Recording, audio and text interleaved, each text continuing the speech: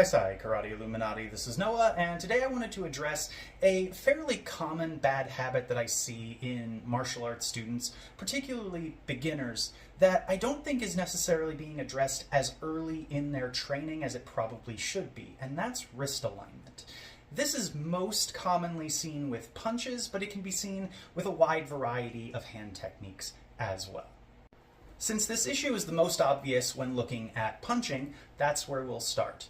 When most people first learn to throw punches, they end up with something like this, where you can obviously see that the hand is angled backward. And they won't even realize they're doing it because it feels natural to them. And in many martial arts schools, you don't learn by hitting things first, you learn by punching in the air first. And because there's no surface to make contact with, you don't really learn that that's a bad idea. Of course, you can tell if I actually make impact with my fist this way on a surface, I'm not making impact with the two large knuckles of the fist, or in the case of some Chinese styles, the bottom three knuckles of the fist. Instead, I'm hitting with these knuckles, because those, when you angle the fist back, become the farthest point forward on that extension. And that is a really good way to damage your hand. It's also just a very ineffective way to punch. But why is it that this feels so normal that people don't realize they're doing it? Well, it's because by nature, humans are designed to grab things. And when we clench a fist, it is very natural for our hand to put itself in this position because it centers the grip in line with the forearm. And when it comes to grabbing things, that makes a lot of sense. Of course, we're not just grabbing things, we are hitting things as well. So we need to be able to not just grab and have a natural, strong grip position, we need to be able to clench our fist for other reasons. And when it comes to punching, you really have to have proper alignment in order to both safely deliver your strikes and effectively deliver them. One cue that I like to give my students who struggle with this is pointing. Because when you think of pointing at something, that will generally end up with a much straighter alignment of your hand with your forearm. Because if you didn't, you would of course end up pointing off to the side somewhere rather than at what you're trying to point at. And so if you think of punching while pointing, it becomes easier for you to get that alignment.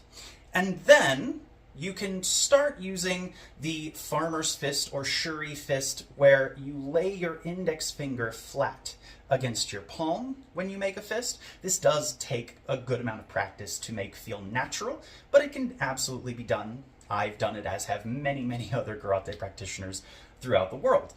And this is a fist formation that is somewhat controversial because a lot of people seem to think that it will break your finger, which it absolutely will not. But what it does do is it helps transfer that pointing idea into a fist, because by having that extended finger, it really gives you that same guideline. But instead of pointing forward, now you're pointing back at yourself, and the idea is the same. In order to point back at yourself, it's going to help you align that knuckle with this bone and thereby help you align your fist with your forearm so that you can deliver that strike with those top two knuckles and do so in a way that is effective and safe. And as I mentioned, this does also happen with a variety of other hand techniques. For example, it's not uncommon to see students practicing their ukewaza, their receiving techniques, with that same bent wrist position.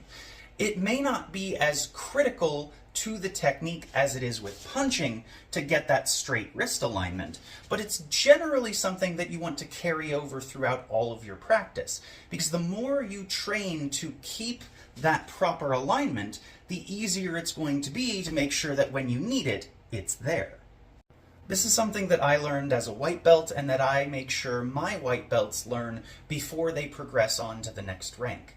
But lately I've seen a number of different martial arts schools on social media post videos of their students training, and there are students who are well beyond white belt that still have this bad habit that hasn't been corrected. And I find that this is probably coming from a combination of wanting to move students through a significant amount of curriculum relatively quickly, and so they don't want to nitpick the fine details in the process, and to some degree, a lack of impact training. Because of course, if you are only ever punching the air, it doesn't really matter if your fist is poorly aligned, because there's never going to be any danger of you injuring your fist or trying to punch someone and having it not be effective. The moment you start actually delivering impact, that changes. And I have no intention of calling out any particular styles, schools, or instructors, but I would highly encourage instructors to take a closer look at your students' basics and make sure that the critical fundamentals are there, even in the early ranks. If you aren't building that foundation from the ground up, you're really setting up your students to struggle later on, because the longer these sorts of bad habits persist in practice, the harder they are to break.